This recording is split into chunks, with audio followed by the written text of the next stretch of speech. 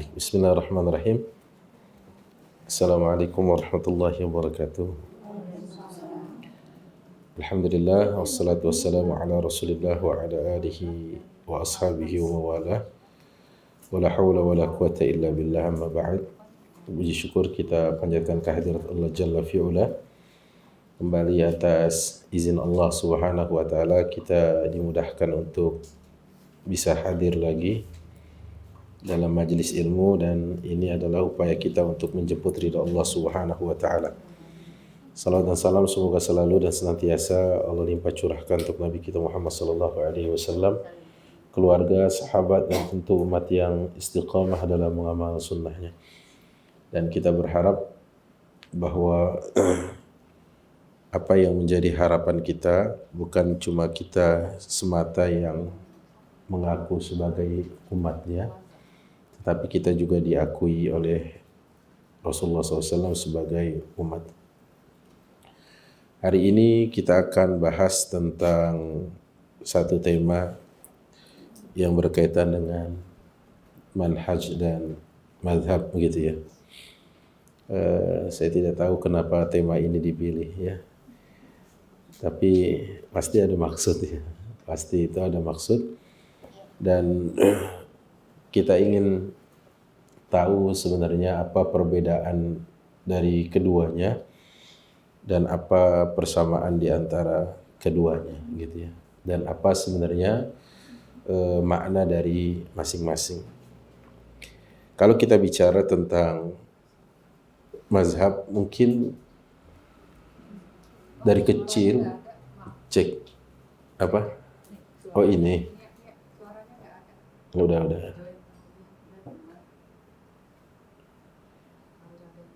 Cek. Kok ini? Harusnya sudah. Tes. Ya. Jadi harusnya kalau kita bicara tentang mazhab, dari kecil kita sudah paham itu ya.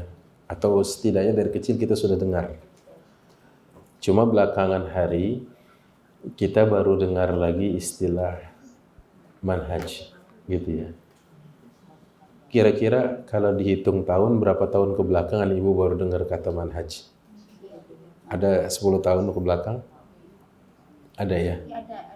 Nah, maka kalimat manhaj dan kalimat mazhab seringkali dipakai bukan pada tempatnya. Ya, dipakai bukan pada tempatnya.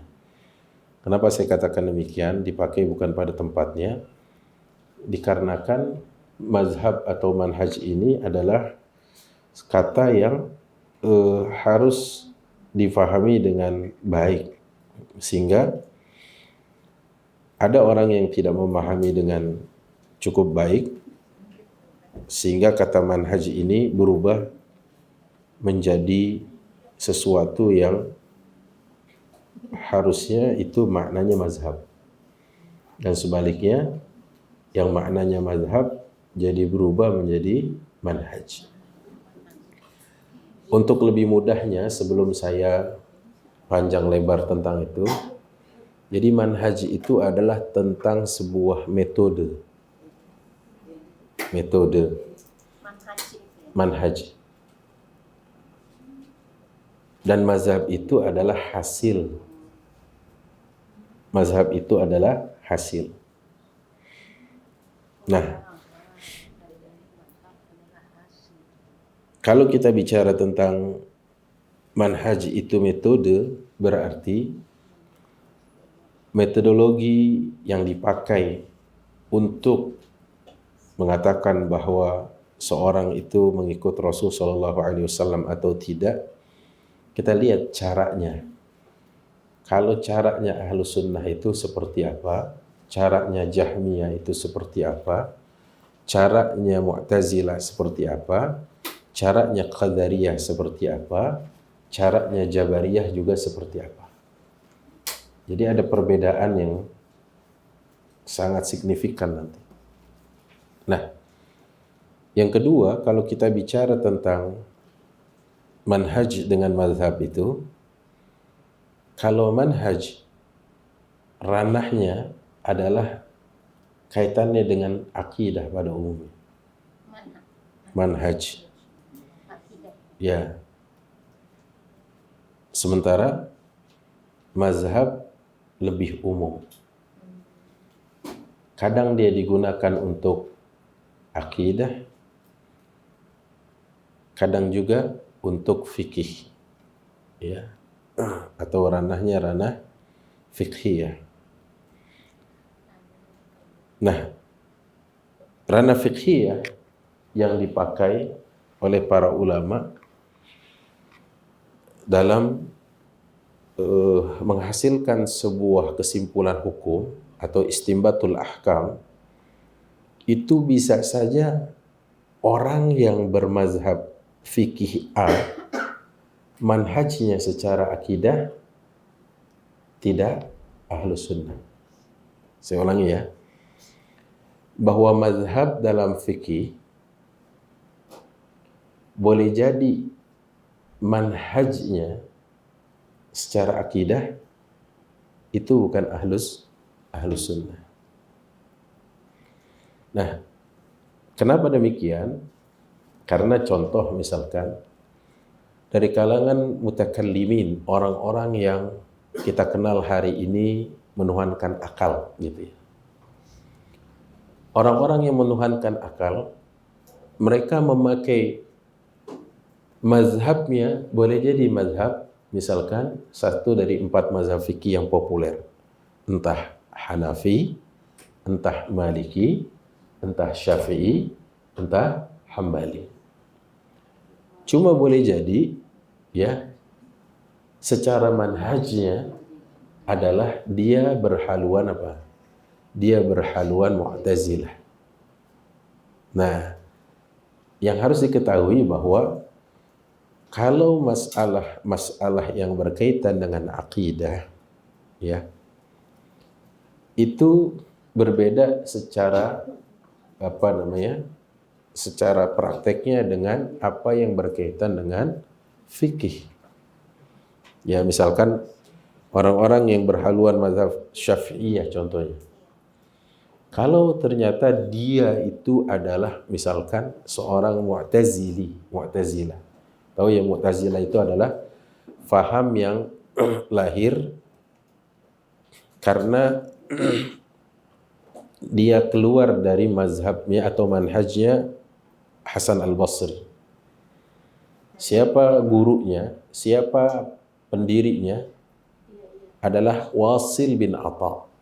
Wasil bin Atha ini adalah pendiri mazhab Mu'tazilah. Saya kasih contoh gitu. Waktu itu Hasan al-Basri ditanya, seorang yang beriman jika dia melakukan dosa besar, apakah dia keluar dari Islam atau tidak? Jelas ya? Seorang mukmin jika dia melakukan dosa besar, dia keluar dari Islam atau tidak? Menurut ibu-ibu keluar nggak? Tunggu dulu. Jangan gegabah. Kalau dosa besarnya yang memang mengeluarkan dia dari Islam, keluar. Contohnya murtad. Keluar nggak? Orang murtad keluar. Kok tadi bilang enggak? Jangan terburu-buru. Tetapi ada dosa-dosa besar yang tidak lantas serta-merta keluar dari Islam. Waktu ditanya hal itu, belumlah Hasan al-Basri menjawab, Wasil nyeletuk, memotong. Kata Wasil bin Atha bahwa orang yang melakukan dosa besar dari kalangan orang beriman fi manzilatin bainal manzilatain. Dia berada di salah satu tempat dari 2 tempat yang ada. Dia tidak mukmin, tidak kafir. Terus gimana? Tidak mukmin, tidak kafir, terus gimana? Pusing nggak? Ahlus sunnah mengatakan orang beriman, kalau dia beriman melakukan dosa besar, selagi dosanya tidak mengeluarkan dari Islam, dia masih mukmin, tapi statusnya naqisul iman. Imannya mengalami penurunan. Beda ya? Contoh misalkan, Karena Rasulullah bersabda, al-iman bid'un wa sab'una syu'bah. Iman itu 70 sekian cabang. Kata Rasul. A'laha kalimatu la ilaha illallah. Paling tingginya kalimat la ilaha illallah. Wa adnaha, yang paling ringannya adalah imatatul adza 'anit tariq. Menyingkirkan gangguan dari jalan. Jelas ya? Baik. Berarti Rasulullah memberikan perumpamaan iman itu seperti pohon. Sekarang saya kasih contoh. Kalau pohon itu memiliki ranting, cabang, dan dahan, di salah satu rantingnya ada yang kering. Tapi yang lainnya tetap subur, hijau, segar. Kalau ibu lihat salah satu ranting atau dahannya ini menguning atau cenderung kering, apa yang ibu lakukan? Apanya yang dipotek? Yang keringnya. Nggak perlu panggil bulldozer untuk dari akarnya? Kenapa?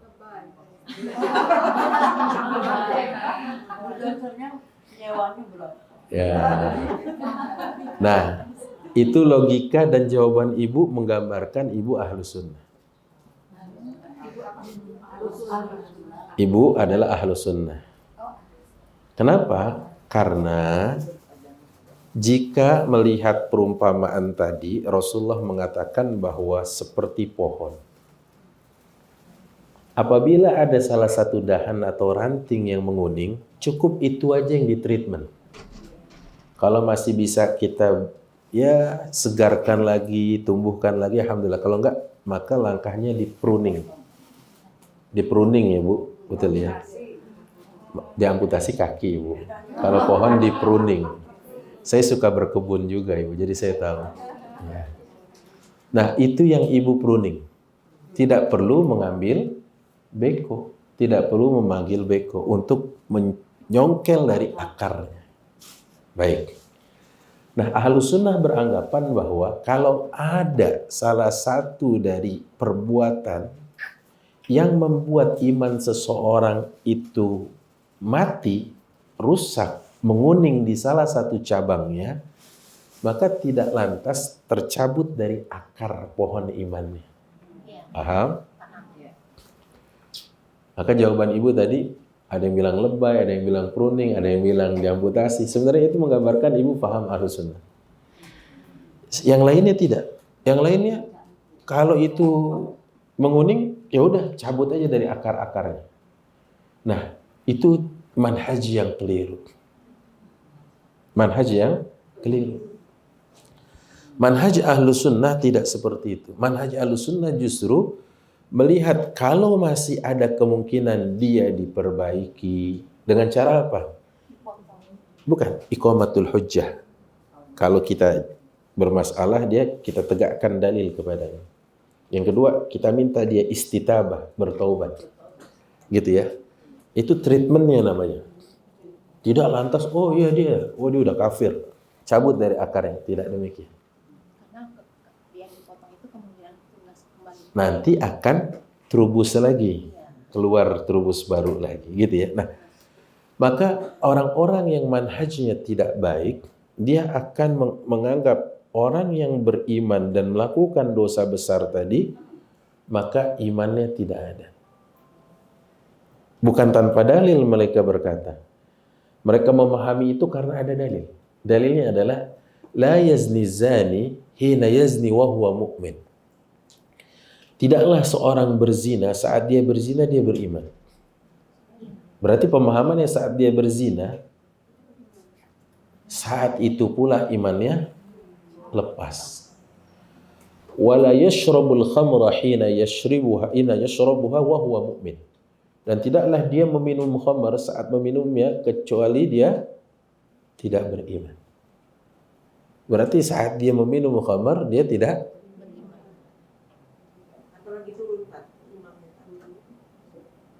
Bentar dulu, ini saya artikan secara harfiah dulu.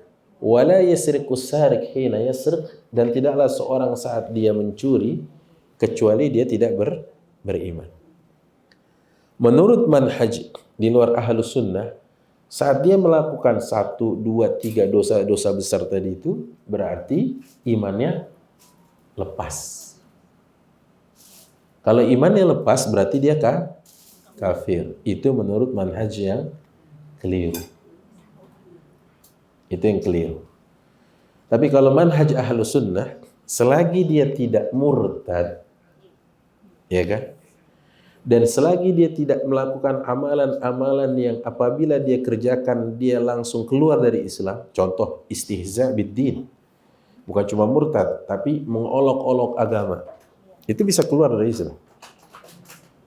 Namun, kalau tidak ini dan itu, maka boleh jadi dia masih mukmin dengan status naqisul iman.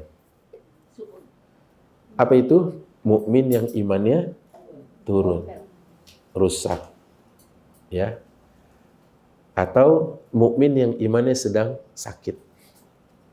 Jelas ya. Jadi semangat ahlus sunnah itu tidak bermudah-mudah mengeluarkan orang dari lingkar keimanan. Sebenarnya saya nggak tahu ini sebenarnya harusnya udah terhubung ya, tapi kok masih device connected. Coba ya saya cek ya mirroring dari sini. Baik. Sebentar dulu. Makanya saya ulangi dulu. Manhaj itu tadi ranahnya akidah. Ada yang nyatat di situ nggak? Nah, kalau mazhab itu lebih umum. Bisa disebut secara akidah maupun fikih. Oke. Sekarang saya contohkan. Manhaj adalah ranah akidah. Ya kan? Orang-orang yang, kan kita ini ahlus sunnah sebutnya ya. Orang-orang ahlus sunnah, saya ambil contoh tentang menyikapi keimanan. Mereka adalah orang-orang yang pertengahan.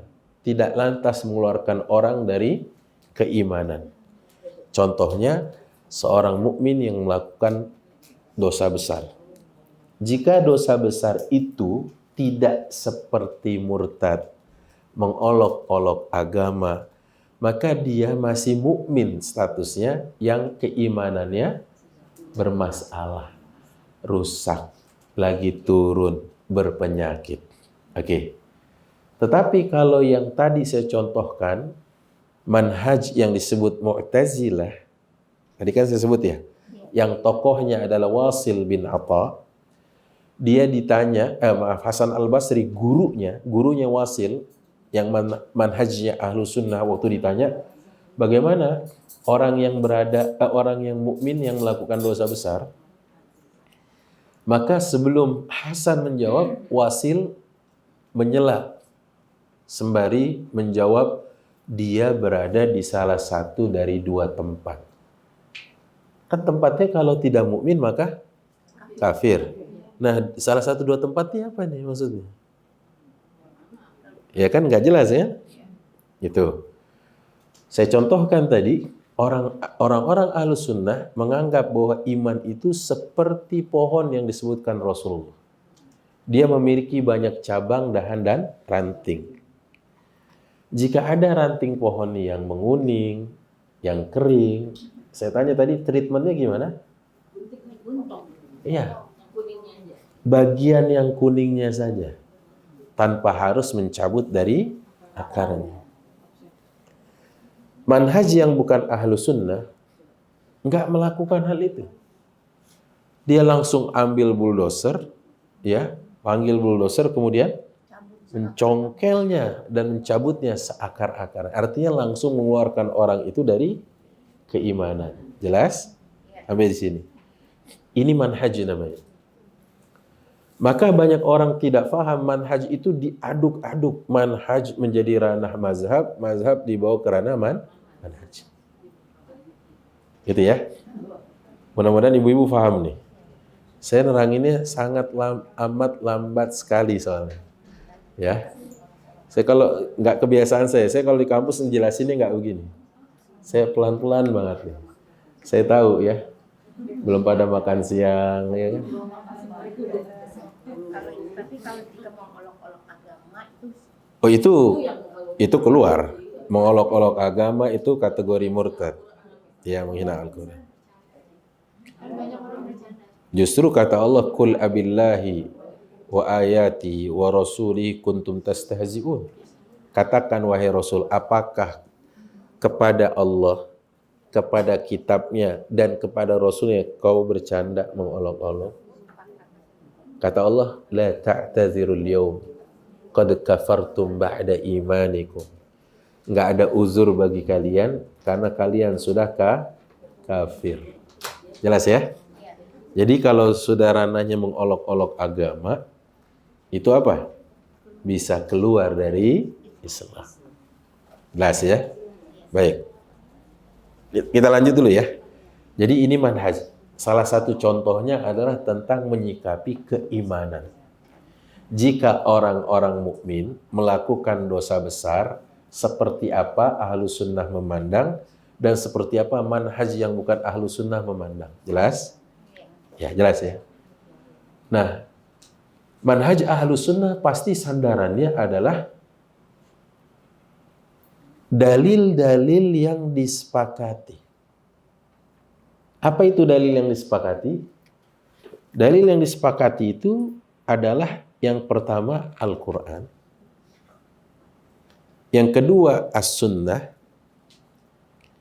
yang ketiga adalah Al-Ijma', yang keempat adalah Al-Qiyas. Jelas ya? Jadi Qiyas. Saya ulang lagi. Ada di lambat sekali ya. Baik, yang pertama Alkitab, maksudnya Al-Quran. Sudah. Baik. Yang kedua adalah As-Sunnah. Yang ketiga apa? Iya. Al-Ijma'. Ya Allah, iya. Untung Ustaznya sabar ya. Sabar ya, alhamdulillah ya. Yang keempat Al-Qiyas. Qiyas. Nah, 4 dalil ini adalah dalil yang disepakati oleh ulama Ahlus Sunnah. Emang ada dalil yang nggak disepakati Ustaz? Ada 8. Tapi kita bicara yang disepakati dulu. Yang disepakati ini ada 4. Jadi Ahlus Sunnah berpegangan dengan 4 dalil yang disepakati ini sebagai pedoman dalam manhajnya. Jadi kalau seandainya mengaku Ahlus Sunnah, terus tiba-tiba menolak namanya Qiyas, menolak namanya Ijma', terus cuma, enggak, saya pokoknya Al-Quran dan Sunnah aja.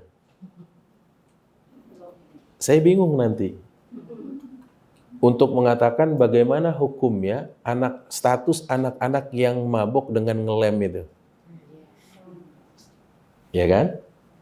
Karena dalam manhaj Ahlus Sunnah, metodologi yang mereka pakai sebagai sebuah pedoman 4 ini dalilnya. Dan ini disepakati. Apa aja tadi? Hafalin, nanti ulangan keluar. Mau ada ujian nggak? Kalau ada ujian saya tertarik.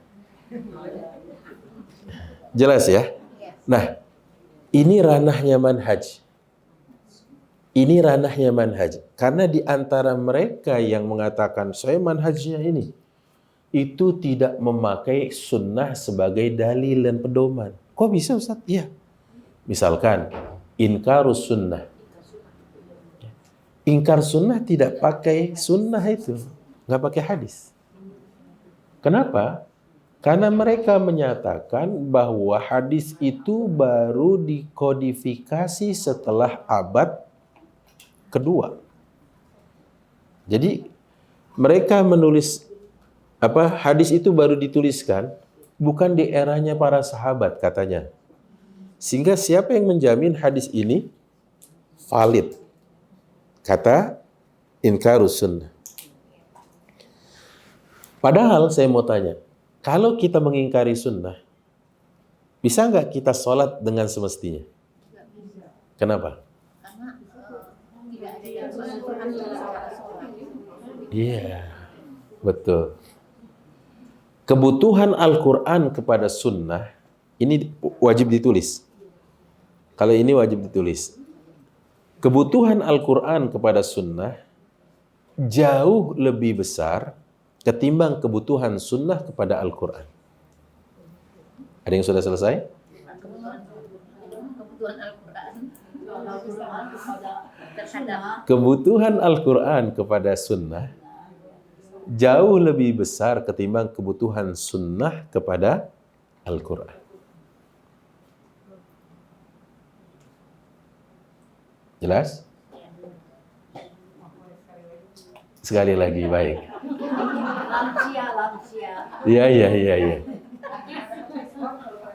Boleh. Dapat diskon ya. Kebutuhan Al-Quran kepada sunnah jauh lebih besar ketimbang kebutuhan sunnah kepada Al-Quran.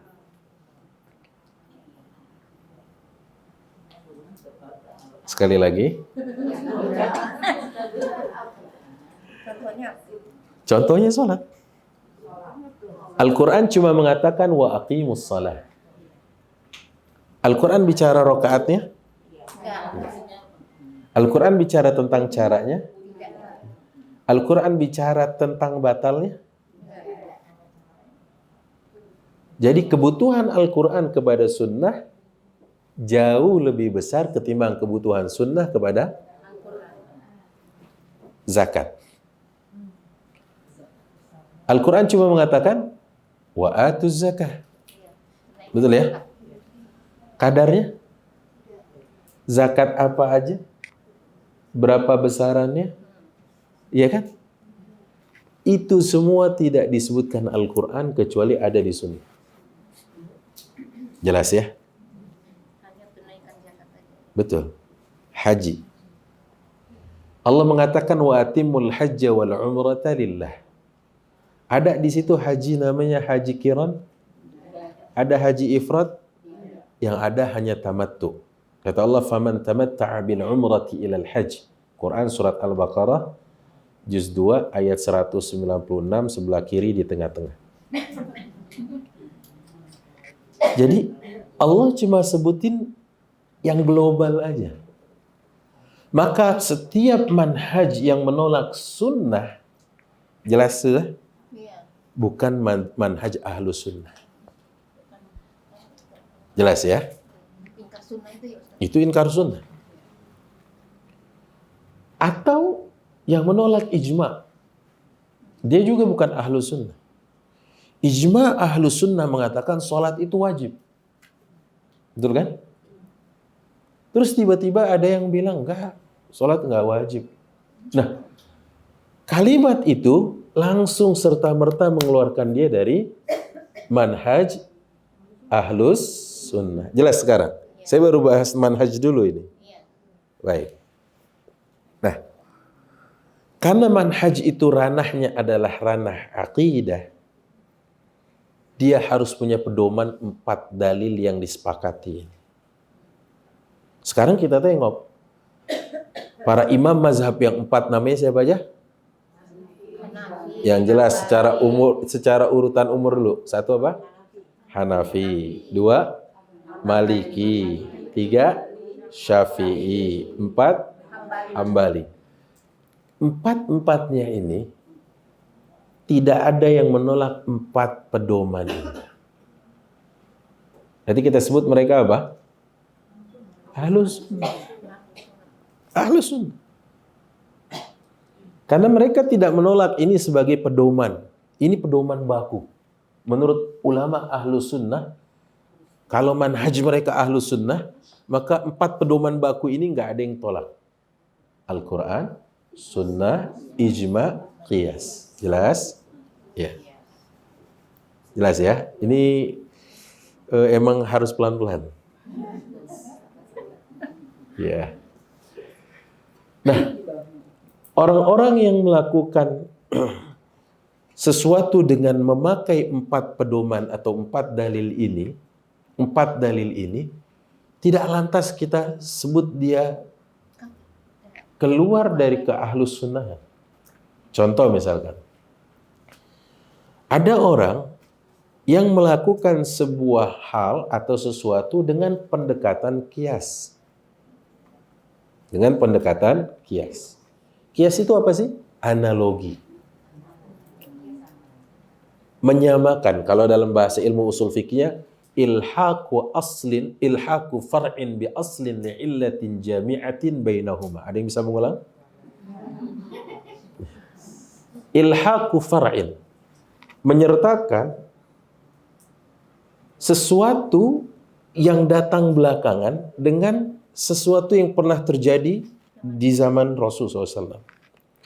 Karena adanya kesamaan ilat di antara keduanya, kesamaan sebab di antara keduanya. Li'illatin, ya. Jadi karena ada kesamaan sebab yang menggabungkan keduanya. Saya tanya, kenapa ngelem tadi itu haram? Karena ada kesamaan sebab, sama-sama bikin ngefly, mabuk. Kalau buka hadisnya, mau dibuka dari kanan ke kiri, kiri ke kanan, nggak ketemu bahwa lem itu haram. Ya kan? Jelas ya? Oh, belum tahu Ibu. Alhamdulillah, selamat kalau belum tahu. Jadi anak-anak kolong itu kalau mau beli narkoba mahal, akhirnya beli lem. Saya nggak sebutin mereknya karena dia tidak endorse kita. Lem yang buat ini sol sepatu, Ibu tahu. Tapi Ibu jangan don't try this at your home. Ini diginiin bisa ngefly, Ibu. Ya? Oh, saya nggak tahu Ibu ada apanya. Ranah kita lagi bahas manhaj dan mazhab. Adapun kandungan lem itu saya nggak tahu. Jelas ya? Baik. Maka jika ada orang yang memakai metodologinya dalam menetapkan hukum dengan melakukan kias, yang mana kias itu satu dari 4 pedomannya ahlus, jika tidak ditemukan dalil yang secara nyata di Al-Quran, tidak juga secara gamblang disebut dalam sunnah, tidak ada juga kesepakatan ulama dahulu dalam ijma, maka kiaslah yang dipakai. Paham? Ini metodenya ahlu sunnah. Kok sekarang gampang-gampang aja orang tinggal mengeluarkan, oh ini nggak sesuai manhaj. Saya sedih. Saya ambil contoh gini. Tidak pernah ada, entah bacaan saya yang minim atau pengetahuan saya yang sempit, tidak pernah ada ulama dahulu dari kalangan tabi'in yang mengeluarkan ke ahlus sunnahan dari Imam Hanafi. Nggak pernah. Padahal Imam Hanafi mengatakan wudu itu nggak wajib niat. Ibu-ibu selama ini wudu pakai niat nggak? Niat dong. Sekarang saya tanya, apa dalil ibu bahwa niat itu harus? Innamal a'malu binniyat. Segala sesuatu tergantung dengan niat. Apa jadinya kalau wudu nggak niat? Versi mazhab ibu. Apa jadinya kalau wudu tidak didahului niat dalam mazhab ibu yang ibu yakini? Sah nggak? Nggak sah. Baik. Apa hukumnya sholat dengan wudu yang nggak sah? Sholatnya tertolak, nggak ada sholat ya kan? Tapi belum pernah saya dengar yang mengatakan bahwa Abu Hanifah bukan ahlus sunnah. Saya belum pernah dengar. Padahal Abu Hanifah mengatakan wudu itu nggak wajib niat. Karena dengan niatnya kita berjalan ke tempat kita berwudu itu kan maksudnya Bukan. Kalau itu beda lagi. Itu namanya talaffuz bin niat. Melafazkan niat itu beda lagi. Karena benar-benar enggak. Karena kalau Abu Hanifah menganggap bahwa ibadah itu terbagi dua. Ada yang ma'qulatil ma'na, ada yang ghairu ma'qulatil ma'na. Apa itu? Ada ibadah yang bisa dilogikakan dan ada ibadah yang tidak bisa dilogikakan. Jelas? Ini dulu, jangan nanya misalnya dulu. Ini dulu. Ada ibadah yang bisa dilogikakan, ada yang tidak bisa dilogikakan. Ini paham dulu? Ya, baru saya kasih contoh. Misalnya apa? Menurut Abu Hanifah, wudu itu termasuk ibadah ma'qulatil ma'na. Ibadah yang bisa dilogikakan. Apa maksud ibadah yang bisa dilogikakan? Ibu hari-hari itu yang sering berpapasan dengan kotoran itu dari bagian tubuh ibu mana aja? Tangan, muka, kepala, telinga, terus kaki, mulut juga, gitu ya, hidung juga. Itu anggota wudhu ibu bukan? Ya, betul. Maka kata Abu Hanifah, setiap yang bisa dilogikakan nggak perlu pakai niat. Ngerti? Yang ingin saya katakan, kan menjadi fatal buat ibu yang bermazhab, yang berkeyakinan bahwa wudhu itu wajib niat. Betul kan? Sebab kalau wudhunya nggak niat, nggak ada wudhu, nggak dihitung wudhu, nggak direken wudhu. Kalau nggak dianggap ibu berwudhu, berarti sholatnya belum bersuci. Sholat yang belum bersuci sah nggak? Fatal nggak sebenarnya? Fatal kan? Ini kontradiksi kan? Tapi Abu Hanifah dengan pendapatnya bahwa wudu itu termasuk ibadah yang ma'qulatil ma'na, yang bisa dilogikakan. Wudu itu termasuk ibadah yang bisa dilogikakan. Maksudnya apa? Coba lihat deh, perhatikan deh dengan seksama. Anggota wudu yang kita cuci, yang kita basuh, itu yang papasan sama kotoran. Betul ya? Kata Abu Hanifah, maka itu sama seperti kita membersihkan anggota bagian yang hari-hari berpapasan dengan kotoran. Yang ini saya sampaikan dari cerita itu adalah Abu Hanifah dengan keyakinan dalam mazhabnya tidak perlu niat dalam wudhu. Beda loh, bukan tidak perlu talafuz. Kalau ibu bilang ini nawaitul wudu, itu talafuz namanya, melafazkan. Ini nggak perlu niat sama sekali. Maka saya pikir ucapan tadi itu kan sebenarnya berbahaya ya. Berbahaya dong. Kenapa? Oh nggak sah dong kalau dalam mazhab kita. Nggak sah, kita harus niat. Kalau nggak ada niat maka tidak dianggap wudu. Kalau tidak dianggap wudu, sholatnya tidak diterima, tidak sah. Karena syarat sahnya sholat ada berapa ibu? 13. Enggak, itu rukun. Syarat sahnya sholat ada 4. Satu apa? Ini sholatnya udah berapa puluh tahun? Kita sibuk manhaj, nggak tahu syarat sahnya sholat. Yang pertama, masuk waktu. Ya kan? Yang kedua, menutup aurat. Yang ketiga, bersuci. Yang keempat, menghadap. Betul nggak? Sekarang saya tanya, syarat itu apa? Ayo lo, lagi sih temanya berat. Iya. Sesuatu yang harus dipenuhi. Dalam ilmu usul fikih disebut ma yalzam min adamihil adam wa la yalzam min wujudihil wujud. Ada yang bisa ngulang? Ada yang bisa terjemah?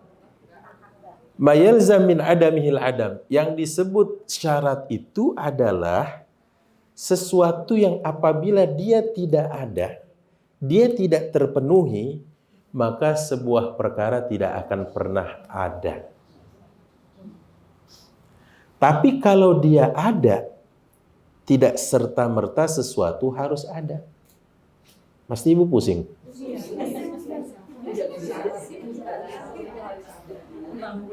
Saya ulangi lagi.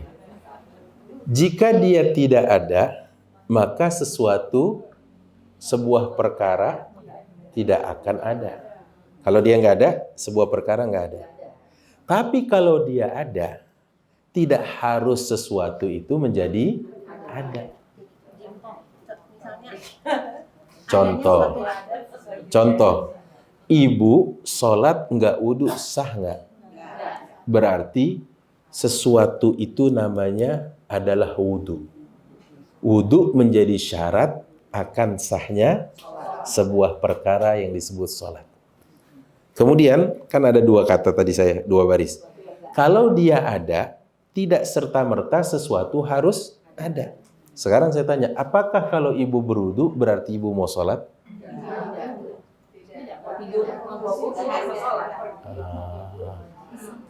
Mau baca Quran sholat, mau tawaf sholat, mau tidur sholat, ya. Salah Datuk. Alhamdulillah fokus berarti. Soalnya tadi udah bicara pusing-pusing gitu ya. Nah, maka itu syarat. Jelas? Jika itu syarat menurut kita, kalau wudu itu mensyaratkan adanya niat, jelas? Berarti tidak dianggap berwudu kalau enggak. Kalau enggak dianggap berwudu, berarti sholatnya gimana? Enggak sah. Syarat sahnya sholat 4 tadi, salah satunya bersuci kan, berwudu. Nah, pertanyaan saya sekarang adalah, gimana kabarnya Abu Hanifah yang mengatakan wudu itu enggak wajib?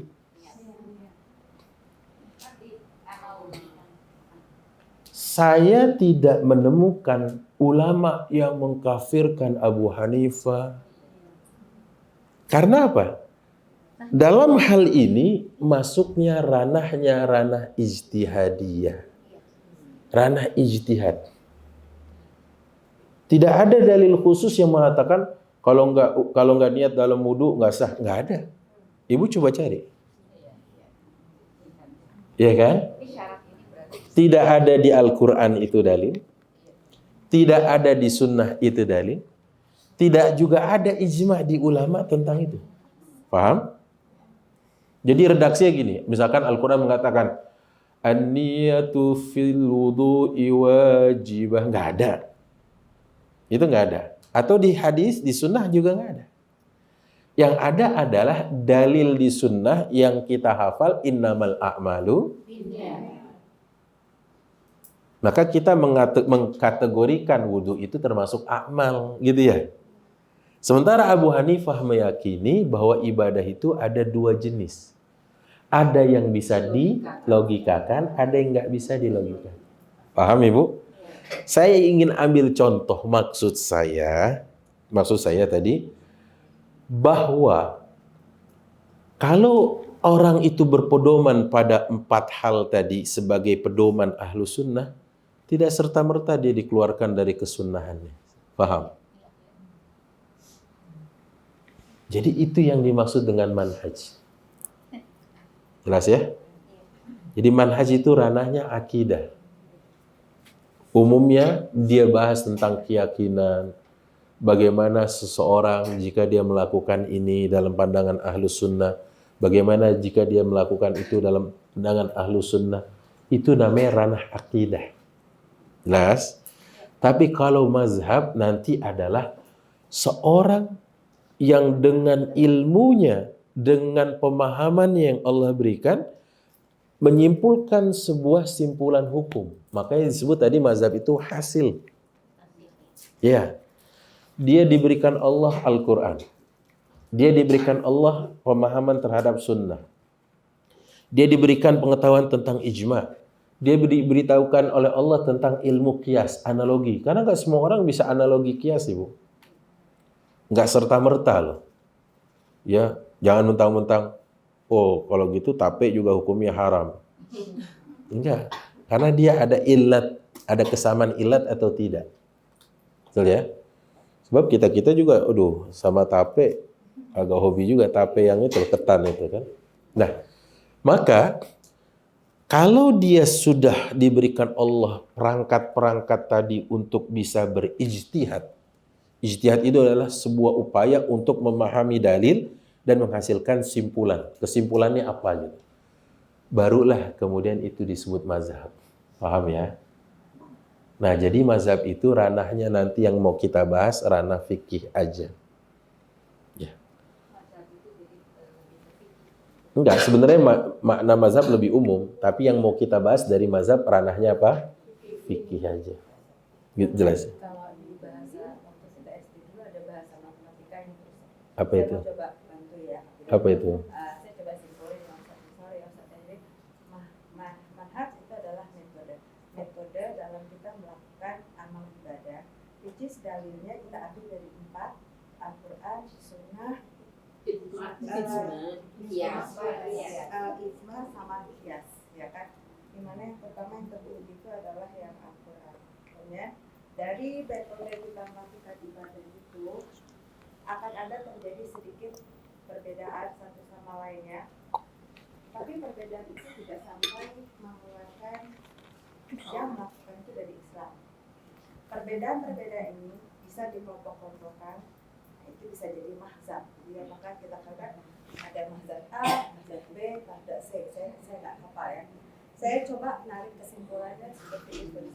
Jadi manhaj adalah satu metode cara bagaimana kita melakukan ibadah, tata laksana ibadah, in which itu diambil dari 4 dalil karena Ahlus Sunnah kan kita melakukan itu berdasarkan dalil yang ada. Dalil itu ada 4, kita ambil dari Al-Quran, Sunnah, Ijma, Qiyas lagi. Nah itu dari berbagai itu akan ada berbeda perbedaan apa yang beda ya satu sama kok di kelompok itu akan ada beda satu sama. Seperti tadi Kak Hanifah mengatakan kalau wudu tuh nggak usah niat gitu kan, tapi yang ini perlu niat tuh. Nah itu semuanya. Nah dari perbedaan itu cara metode itulah terbentuklah jadi seperti Islam. Benar nggak kesimpulan kayak gitu?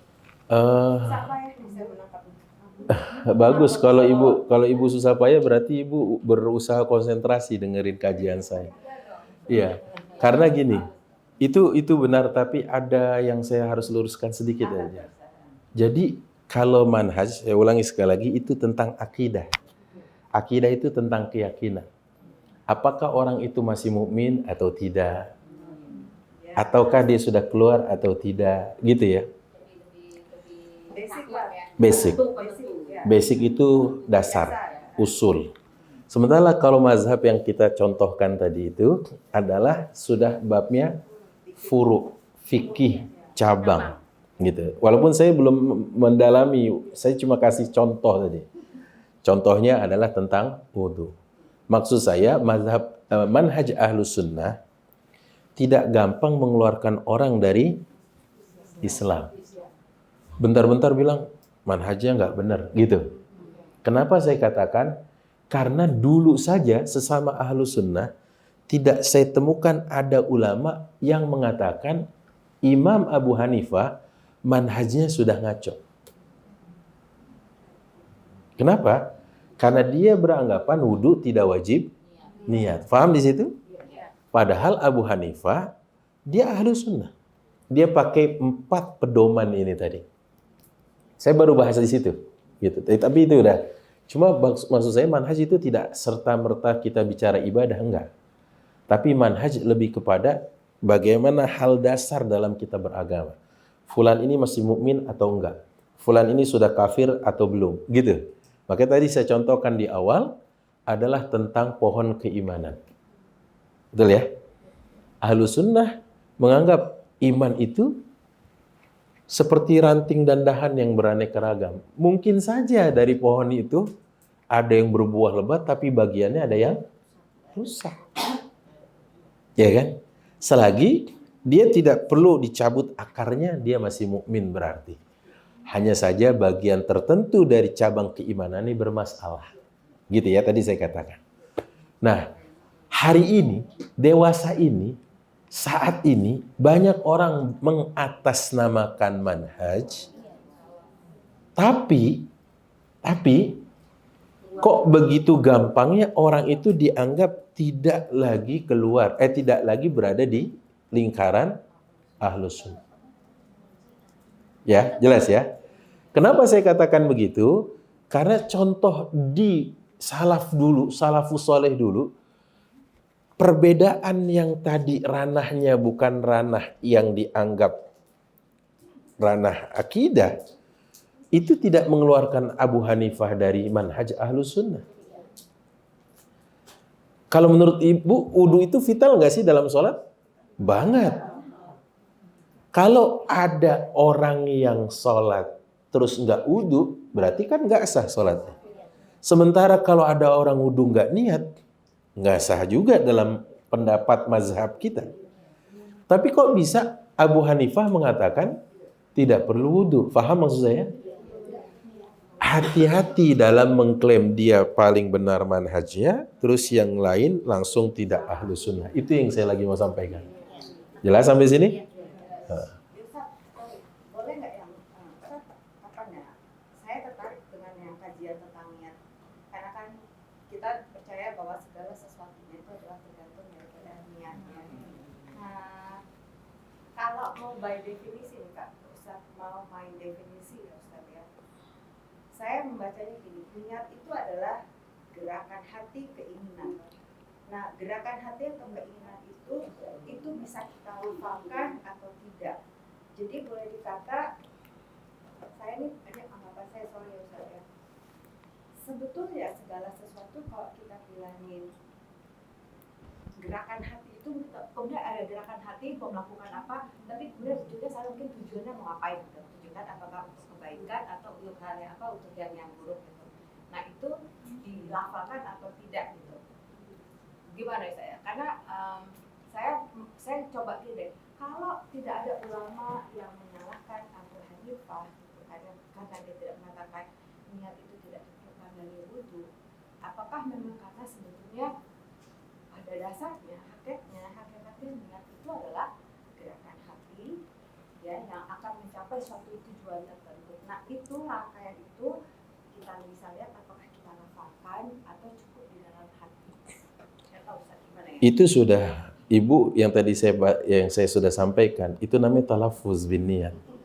Tadi saya sudah sampaikan. Itu seperti Ibu bilang nawaitul wudu'a li raf'il hadatsil asghari gitu ya. Itu ranahnya udah baru lagi. Kalau Ibu niat nggak niat itu maksud saya di hati pun Ibu nggak niat. Paham?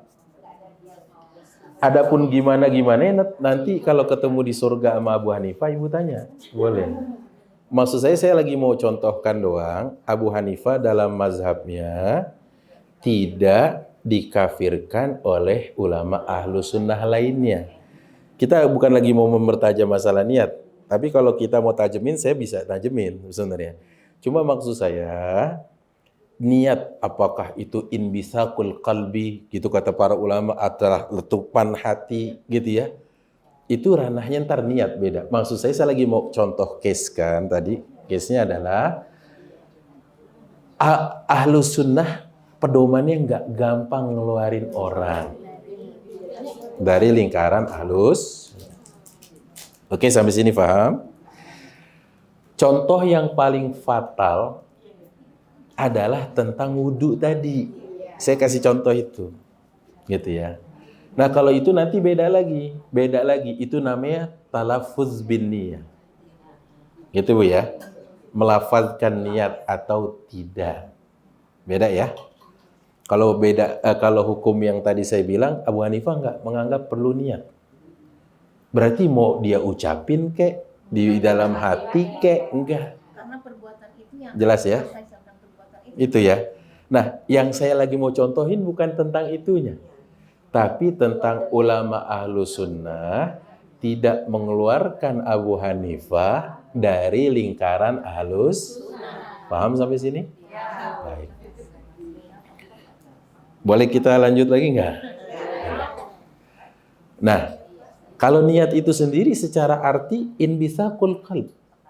Adanya kecenderungan, adanya letupan, adanya gerakan keinginan hati untuk mengerjakan sesuatu. Inbisaqul qalbi ala fi'li syai', kata para ulama. Atau niat itu sendiri adalah tamyizul 'adah 'anil ibadah wa tamyizul ibadah ba'daha ba'dah. Saya tajemin deh itu nih tentang niat ya. Tanggung ya kan? Iya. Walaupun bukan itu maunya saya, paham nggak Bu? Ya, tapi saya tajemin deh. Nggak apa-apa kalau ini sampai 10 seri ya, nggak apa-apa. Jadi yang disebut dengan niat itu adalah pembeda antara adat dengan ibadat. Oke, jelas? Iya. Coba ibu masuk ke masjid nanti siang hari, mau ngapain? Belum tentu. Enggak juga, bisa jadi ngadem. Di luar panas, ya kan? Masuk ke masjid AC, mau ngadem, betul nggak? Atau yang kedua, watamizul ibadah ba'duha ba'da. Dan niat itu apa sih? Pembeda antara satu ibadah dengan ibadah lainnya. Baik, seorang sholat 4 rakaat, sholat apa?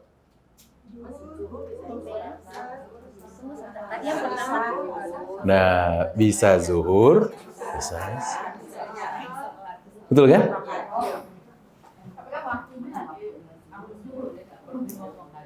Kenapa? Enggak juga. Kalau dia sholatnya sholat jamak gimana?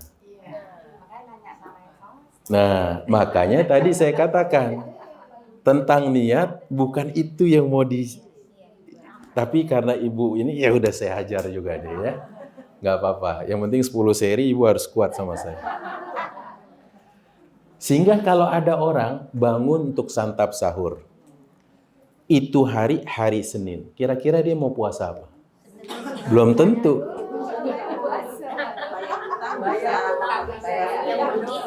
Jelas kan? Maka disebut niat itu tamizul ibadah ba'duha ba'd, yaitu menjadi pembeda antara satu ibadah dengan ibadah.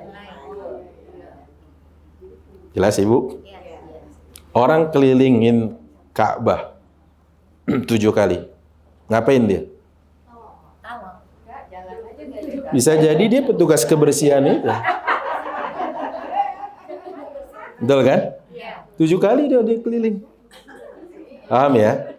Ya udah, berarti niat sudah selesai. Oke. Poinnya adalah segitu pentingnya niat, tapi Abu Hanifah menganggap ibadah wudu nggak perlu niat. Dalam mazhab kita, niat itu adalah sesuatu yang vital. Sehingga nggak akan bisa dianggap ibadah wudu kalau nggak niat. Tapi Ahlus Sunnah yang hidup semasanya, sezaman setelah atau zaman setelahnya dan setelahnya, nggak pernah ada yang mengeluarkan Abu Hanifah dari Ahlus. Itu poinnya. Paham sekarang? Ya. Ada 12 kali saya ngomong ini. Baik. Ustaz, kalau misalnya itu kan ada 4. Boleh minum dulu nggak?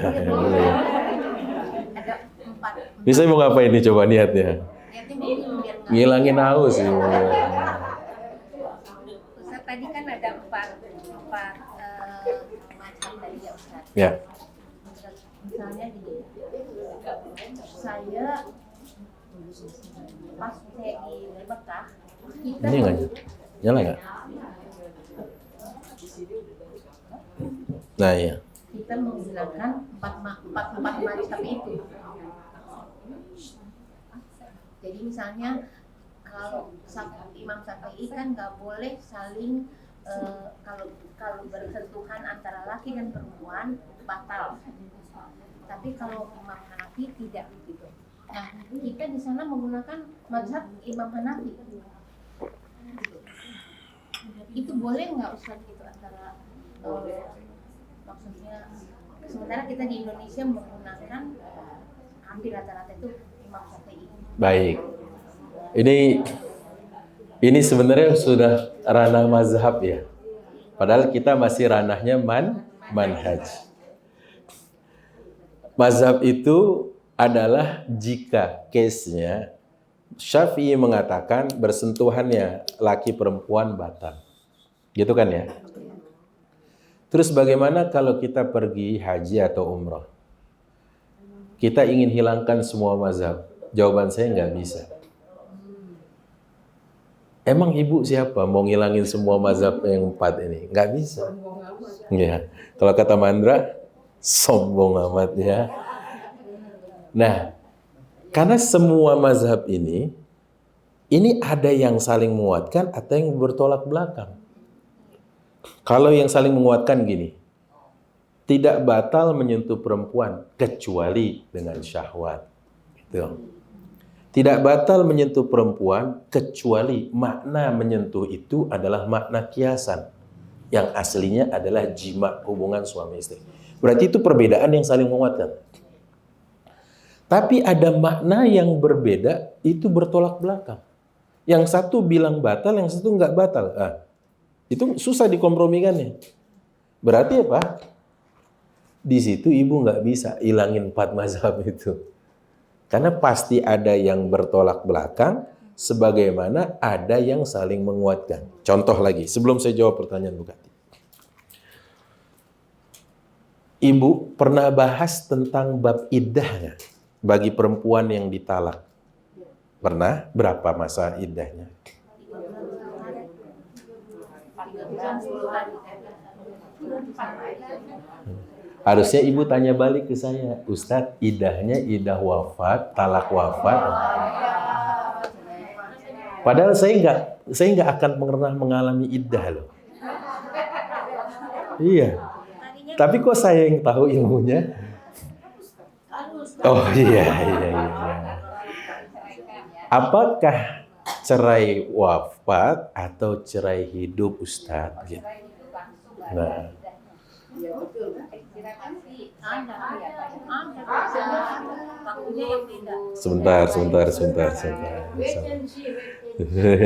Sebentar, jangan kayak Wasil bin Atha ya. Wasil bin Atha yang ditanya Hasan Al-Basri, dia yang nyeletuk. Kalau cerai wafat dulu sekali, ibu bisa buka di Quran surat 2 ayat 240, jalurnya sebelah kanan, adanya di tengah-tengah.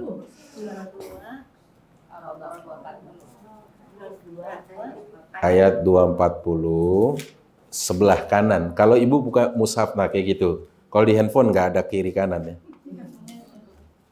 Adanya di tengah-tengah. Dan orang-orang yang akan mati di antara kamu dan meninggalkan istri-istri, hendaklah membuat wasiat untuk istri-istrinya. Yaitu nafkah sampai setahun tanpa mengeluarkannya dari rumah. Tetapi jika mereka keluar sendiri, maka tidak ada dosa bagimu apa yang mereka lakukan terhadap diri mereka sendiri dalam hal yang baik. Allah Maha Perkasa, Maha Bijaksana. Jelas? Berarti dulu yang ditinggal wafat suaminya, masa iddahnya setahun lamanya. Dulu. Tunggu dulu, bentar ya. Maka Allah, emang Ustadznya alhamdulillah sabar. Sekarang ibu mundur 6 ayat, ketemu ayat 2, 3, 4. Posisi kiri paling atas. Sudah ketemu? Ya. Dan orang-orang yang mati di antara kamu serta meninggalkan istri-istri, hendaklah mereka, istri-istri itu, menunggu 4 bulan 10 hari. Nah. Kemudian apabila telah sampai akhir dan mereka dari idah mereka, maka tidak ada dosa bagimu mengenai apa yang mereka lakukan terhadap diri mereka, menurut cara yang patut, dan Allah Maha mengetahui apa yang kamu kerjakan. Jelas? Jadi sama Allah dia amandemen. Jadi 4 bulan 10 hari. Lebih pendek nggak? Ya. Cuma nanti ada talak hidup. Talak hidup macam-macam. Ada yang ditalak belum digauli sama sekali. Itu nggak ada iddah. Saya terima nikah dan kawinnya Fulanah binti Fulan dengan mas kawin tersebut di atas tunai. Contohnya. Pas dia lihat anaknya lebih nih. Emaknya diceraiin langsung. Udah saya ceraiin deh, belum diapa-apain. Ini secara hukum boleh. Emaknya dinikah tadi, belum diapa-apain, dia ceraiin, dia pindah ke anaknya. Dia taksir anaknya. Tapi harus ikut aturan lagi, harus ada walinya, ada saksinya, ada maharnya. Tapi ini kan cuma contoh, faktanya emaknya bawa parang. Iyalah, lu habis ceraiin gue, sekarang lu mau anak gue nih, parang ya kan? Jelas ya? Ya. Terus yang kedua, ada yang dicerai, sudah pernah digauli, tapi belum pernah haid. Sejak dia kecil sampai dia menikah, belum pernah haid. Ada nggak? Ada. Kok bencong bukan? Emang Eke apaan ya? Bukan Ibu. Emang dia belum haid. Dulu ada namanya Syekh Fulan, saya sensor namanya. Syekh titik-titik. Udah cukup ya. Ya. Cepet ibu-ibu koneksinya. Nah, itu istrinya belum haid. Kalau sudah digauli, maka iddahnya 3 bulan. Jelas? Itu juga sama dengan masa iddah wanita yang sudah digauli dan sudah menopause atau berhenti haid. Nih ibu-ibu, kalau ada yang sudah berhenti haid, iddahnya 3 bulan. Jelas? Nah, ada lagi yang sudah digauli tapi masih produktif. Masih haid. Jelas ya? Untuk yang seperti ini iddahnya berapa? Ayo, apa? Di situ ada beda. Yang satu mengatakan 3 kali suci, yang satu 3 kali haid. Dua-duanya ada pendapatnya di antara mazhab. Bagaimana cara mensinkronis? Nggak bisa. Haid itu berarti tidak suci. Orang tidak suci itu berarti sedang haid, betul kan? Mau dikompromiin kayak mana? Nggak bisa. Maka yang satu menganggap, mazhab saya memakai 3 kali haid. Yang satu mengatakan 3 kali suci. Paham di sini? Nah, maka nggak bisa ditiadakan. Saya nggak keduanya Ustaz. Nah, terus gimana? Di tengah-tengah antara mau haid atau lagi suci mau haid gitu ya, berarti waktu mulus-mulus perut, enggak gitu. Jelas maksud saya? Nah, itu. Jadi pertanyaan Bukati nggak bisa. Saya meniadakan 4 mazhab Ustaz. Terus ikut siapa?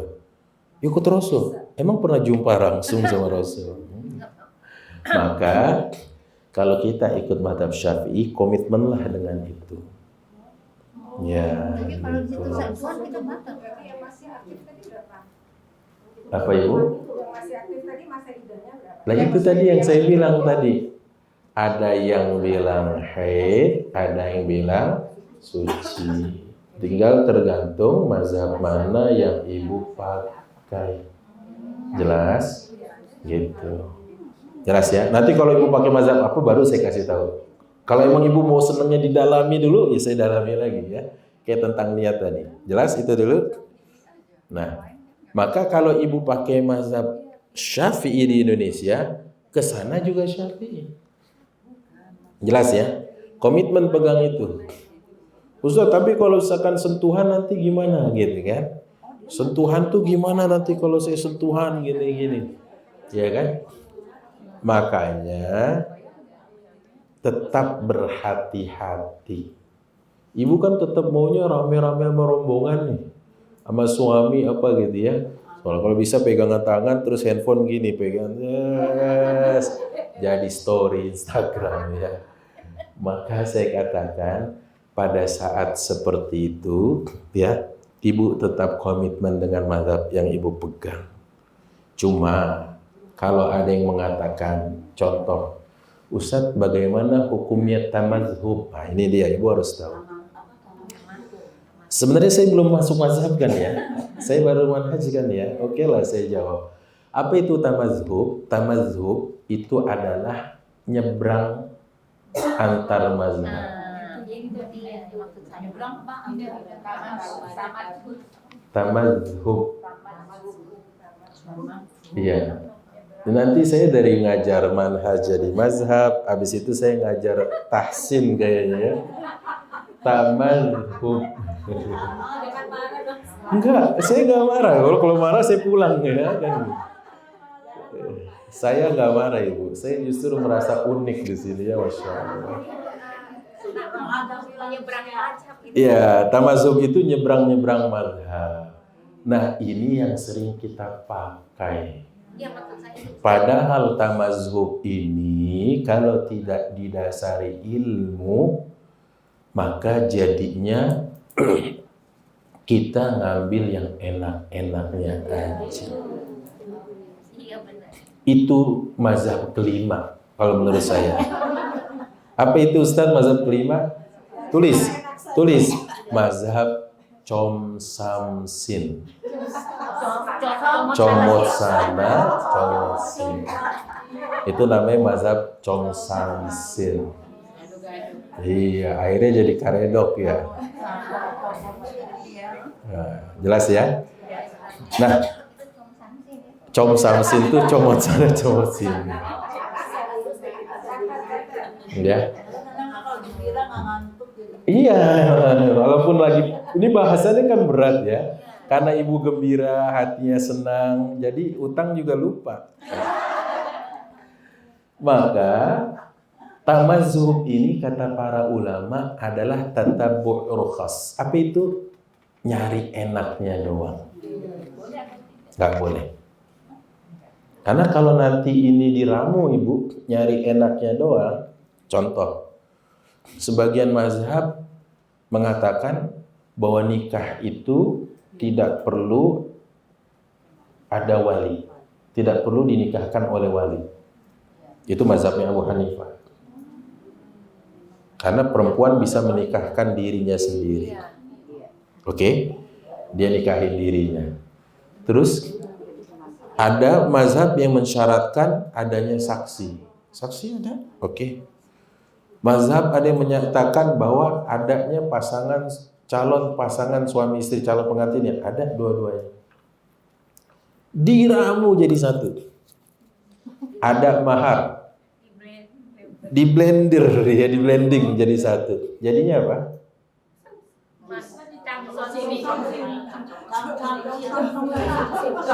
Com ibu, bukan cam. Com salsin. Jadinya apa ibu? Jadinya zina. Nah, ini prostitusi bukannya begitu? Maaf. Ada mahar, ongkos pemakaian jasanya. Si perempuan bisa nikahkan dirinya sendiri tanpa perlu ada walinya. Ya kan?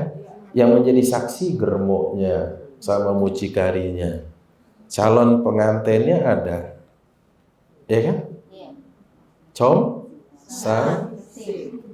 jadinya zina. Cuma ngambil apa? Nah, itu dia. Padahal maksud Abu Hanifah, perempuan itu bisa menikahkan dirinya sendiri, bukan nggak ada wali. Walinya hadir di tempat. Tapi dia bisa menikahkan dirinya sendiri. Dalam prakteknya, karena Abu Hanifah beranggapan nikah akad bukan? Saya tanya sama ibu, nikah itu akad atau ikrar? Yang kedua, apa beda akad dengan ikrar? Akad itu ikrar di tengah Allah, kalau ikrar itu sesuatu yang diucapkan. Kalau akad nggak diucapin, diem-diem aja gini. Ikrar tetap diucapkan, tetapi Ayo. Terus kalau ikrar? Ikrar nggak perlu ada ijab dan kabul. Ikrar itu kan apa sih? Saya Ahmad Ridwan, itu ikrar namanya. Betul. Jadi dia tidak perlu ada namanya serah terima, ijab dan kabul. Jadi kalau ibu mengikrarkan nggak perlu ada serah terima. Beda ya? Beda. Kalau akad itu ada namanya ijab dan kabul. Makanya kenapa wali bilang saya nikahkan dan kawinkan, kan gitu ya. Nah, menurut Abu Hanifah, sekarang sebelum menurut Abu Hanifah, menurut ibu-ibu nikah itu ikrar atau akad?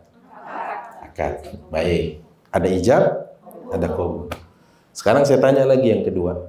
Jual beli menurut ibu-ibu ikrar atau akad? Akad. Akad. Baik. Tenang dulu ya. Sekarang dari contoh-contoh ini saya tanya, perempuan boleh nggak jual beli? Boleh nggak? Boleh. Akad bukan? Akad, Ibu. Jual beli kan akad kan? Sebentar lagi makan siang, Ibu. Sudah mulai goyang soalnya. Baik, tetap fokus, konsentrasi. Baik, kata Abu Hanifah, kalau perempuan bisa jual beli, yang dimana jual beli itu adalah unsurnya akad, bukan ikrar, kenapa nikah yang sama-sama akad dia tidak bisa? Paham? Dalilnya kias tadi. Jelas? Halo? Iya. Jadi itu dia tentang perbedaan-perbedaan. Kalau kita campur adukin semuanya, zina namanya. Padahal menurut Abu Hanifah, si perempuan yang bisa menikahkan dirinya sendiri, mengakadkan dirinya sendiri, walinya ada di sampingnya. Walinya hadir. Karena apa? Abu Hanifah beranggapan dalil dari Rasulullah, la nikaha illa biwaliyin. Tidak sah nikah tanpa adanya wali. Walinya ada. Jomblo. Cuma dia menikahkan dirinya sendiri di depan walinya. Jelas? Bukan seperti yang Chong Samsin tadi. Walinya nggak ada. Tuh perempuan berakad. Dia bilang, mau short time atau long time? Kalau short time sekian juta, long time sekian. Kalau sampai makan sarapan breakfast sekian. Kalau itu namanya bukan nikah. Itu namanya zina. Jelas? Maka hati-hati dengan tamazhub. Lidahnya di ujung, Ibu, lidahnya tamazhub. Jadi guru tahsin sekarang. Iya, jelas? Ya, Ibu.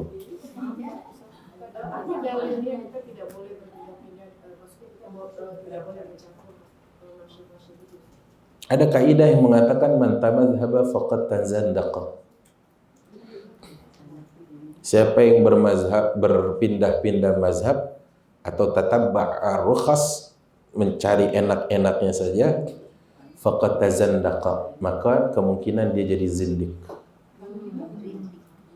Sekarang Ibu yang pegang handphone, coba cek zindik adalah gitu, coba di Google. Zindik, ZINDIQ. Sekarang saya jadi guru bahasa Indonesia. Ya. Zindik adalah. Ya, sudah ketemu? Secara etimologi berarti kotoran yang membahayakan, sedangkan menurut istilah ilmu fikih atau ya, adalah golongan orang yang tidak berpegang teguh. Justru dia nggak pegang agama. Dia nyari-nyari enaknya aja. Oke ini, oke itu. Chong Samsin. Iya, emang ada ya? Jelas ya? Jadi nggak bolehnya kita nyebrang sono, nyebrang sini. Iya. Jelas ya? Ya sudah, kita harus komitmen di situ. Walaupun, maaf, kalau ada saudara kita bermazhab lain, tetap kita hormati. Contoh, Ibu. Ini contoh aja.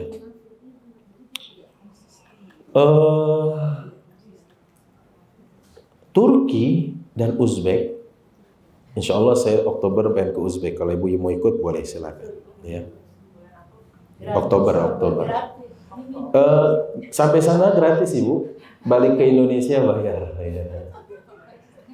Jadi zindik itu contohnya gini maksud saya. Kalau dia itu bukan cuma ngejar enaknya, tapi dia nggak bisa komitmen. Kalau kita pergi ke Turki, ke Uzbek, Tajik, dan sebagainya, itu mazhabnya kan Hanafi. Contohnya, dia sholat akhir waktu. Tapi emang dia bukan mengejar enaknya. Dia emang komitmen dan dia meyakini bahwa sholat itu wajibnya akhir waktu.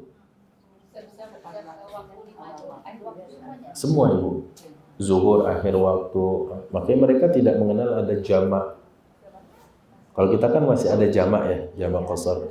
Mereka nggak kenal. Nah, saya kasih contoh. Terus kita pengen ngejar enaknya aja. Urusan sholat saya ikut Abu Hanifah nih. Sholat akhir waktu gitu ya. Akhirnya kita nggak bisa komit pegang agama. Padahal mereka kayak gitu justru komit menurut apa dalil yang mereka yakini. Jelas ibu? Jadi kita nggak bisa sekedar melihat, saya ikut mazhab Abu Hanifah, nggak bisa, gitu ya. Beneran, saya pernah, mungkin ibu juga pernah lah ya.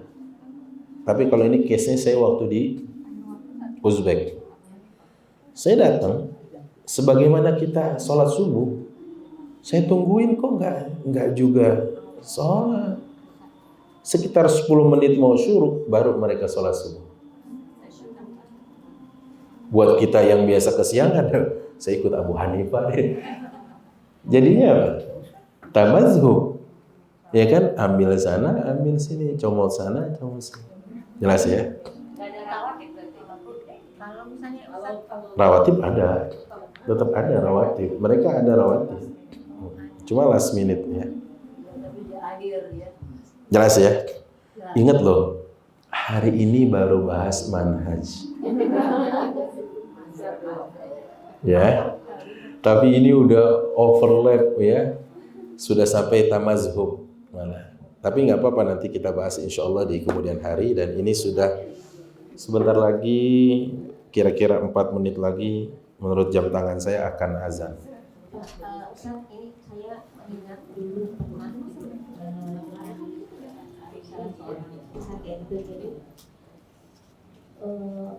contohnya gini, safari Okban jangan diundang di sini kan.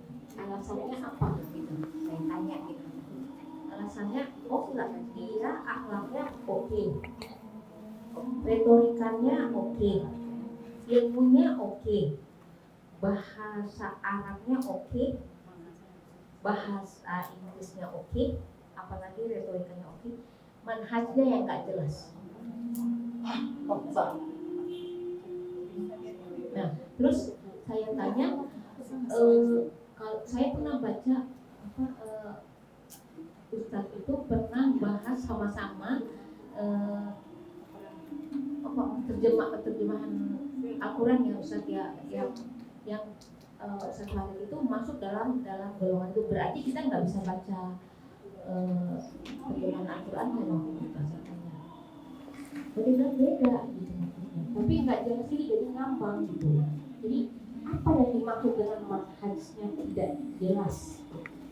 Iya, jadi kaidah para ulama itu dulu gini. Azwul qaul ila qailihi, yaitu mengembalikan ucapan kepada pembicaranya. Jadi misalkan kayak nanti ada yang tanya, Com Samsin apa? Oh, tanya Ahmad Ridwan, dia ngomong.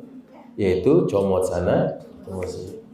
Jadi yang fair itu mengembalikan ucapan kepada pemiliknya. Karena pemilik ucapan ini siapa? Dia yang lebih tahu apa maksud dan tujuannya. Paham ya? Jadi kayak orang tadi bilang, Ahmad Ridwan misalkan nggak jelas manhajnya. Coba tanya dia, apa yang Anda maksud dengan manhaj? Sering kelagapan kalau ditanya. Saya pernah kajian di Masjid Nurul Barakah, Bandara Soekarno-Hatta, dekat parkir inap itu. Tiba-tiba pas sesi tanya jawab ada yang tanya, Ustaz, tapi kan manhaj kita dengan mereka beda. Saya langsung tanya ke dia, tanya balik, yang Bapak maksud dengan manhaj apa? Merah mukanya. Merah mukanya. Yang Anda maksud dengan manhaj apa? Terus sejauh mana Anda memahami kalau beda manhaj terus kita nggak boleh bermuamalah? Paham? Kata Rasulullah tentang persaudaraan, idza shallu salatana, kalau mereka salat sebagaimana salat kita, wastaqbalu qiblatana, dan menghadap seperti arah kiblat kita, wa akalu zabihatana, dan memakan sembelihan kita, hum ikhwanuna, mereka saudara kita. Sekarang itu atas nama manhaj gampang banget mengeluarkan orang dari persaudaraan. Kayak tadi kasusnya. Dan kayak tadi waktu saya ditanya, Ustaz, tapi kan kita tidak sama manhajnya. Saya langsung tanya, yang Anda maksud manhajnya? Langsung merah mukanya, gelagapan, nggak bisa jawab. Gitu kan? Kadang ada kalanya orang itu maaf, bukan lagi bukan lagi membebek, tapi membeok. Dia cuma diajarin selamat pagi, bisa dia ngucapin selamat pagi. Nanti sore dia ucapin selamat pagi,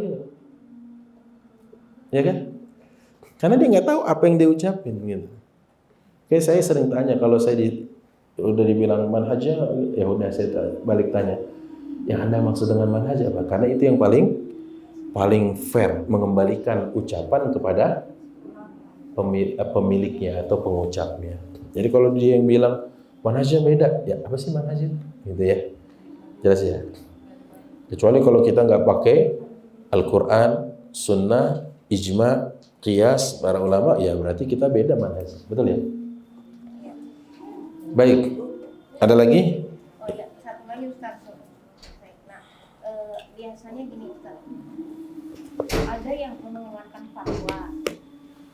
fatwa yang diambil dari negara saya Saudi Arabia, tapi diterapkan di sini gitu Jakarta. Terus kadang-kadang sering kita dengar bahwa saya satu hadis gitu ya. Hadis ini telah disahihkan oleh ulama yang kontemporer gitu ya, masih. Jadi misalnya hadis Imam Malik gitu misalnya, yang diriwayatkan dari Imam Malik terus disahihkan oleh misalnya ulama yang kontemporer. Mana yang lebih tinggi? Maksudnya kan Imam Malik itu jauh di atas misalnya Albani, siapa lagi Ustaz, banyak, ada Syekh Ahmad Syakir, Syekh Shu'aib Al-Arnaud, Syekh Mustafa Al-Ghami, banyak. Itu kira-kira adanya gimana gitu? Ya baik, ini sebelum azan, sebentar lagi azan.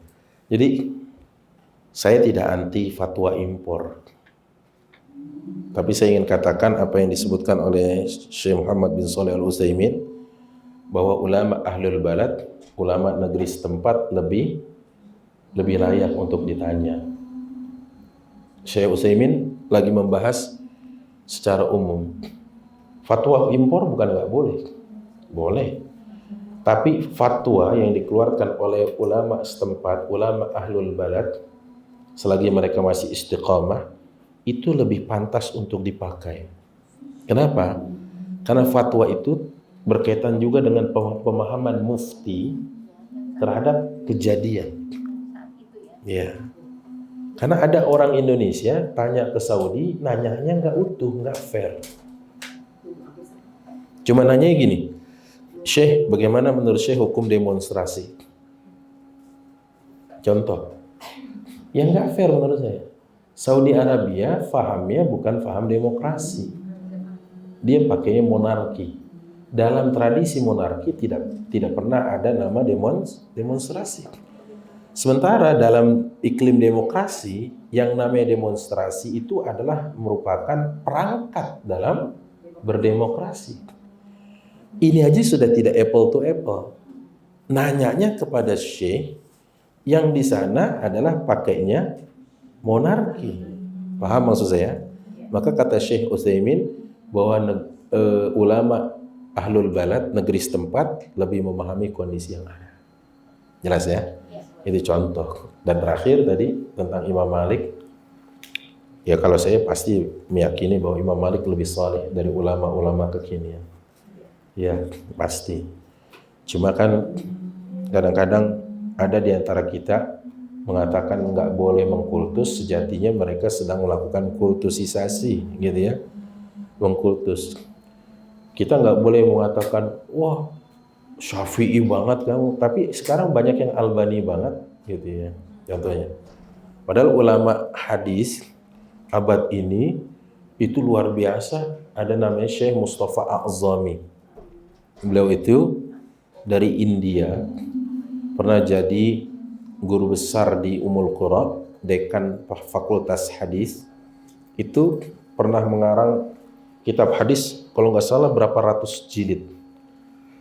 Itu gurunya dari mantan imam besar Istiqlal, namanya Kiai Haji Mustafa Ali Mustafa Yakub. Hanya disiplin. Ya. Kemudian di Suriah banyak ulama-ulama hadis di sana. Salah satu muridnya adalah Allahyarham yang sudah meninggal, orang Betawi Kuningan, ya kan? Kiai Lutfi Fathullah. Kemudian ada Syekh Ahmad Syakir di Mesir. Ada Syekh Syuaib Al-Arnaut, banyak.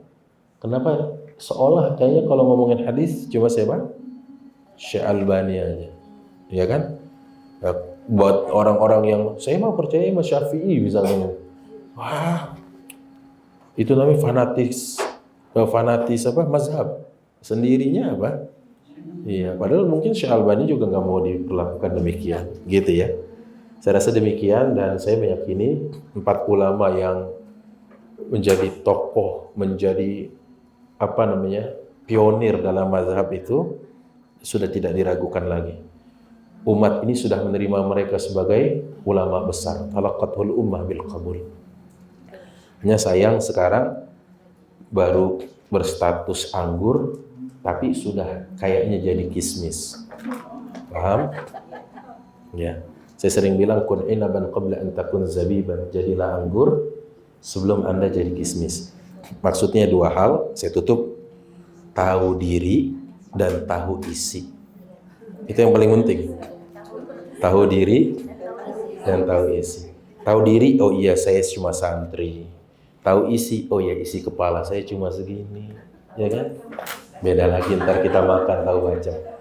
Baik, kita doakan ada sejumlah saudara kita, ada Ibu Cini Marsini, Sahibul Bait, ada Ibu Lin Mariana, Ibu Kania, Ibu Rasmi, Bapak Museno, ini bapaknya Bu Nino ya, dan ibu-ibu lain yang sedang sakit, ada Pak Boy, ada Ibu Mardiana Ustam, ada Bu Aceh, semoga Allah angkat penyakitnya, insyaallah Allah berikan pulihan lagi dan kesehatan bahkan lebih baik dari sebelumnya. Astaghfirullahaladzim, alhamdulillah rabbil alamin, hamdan syakirin, hamdan na'imin, hamdan yuafi ni'amahu yukafi mazida, ya rabbana wa ilahana lakal hamd kama yanbaghi li jalali wajhikal karim wal 'azim sultanik.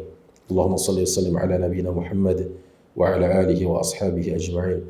Allahumma rabban nas mudhhibal ba's ishfihim shifaan 'ajilan غير آجل شفاء غير آجل شفاء غير عاجل شفاء تاما شفاء لا يغادر سقما.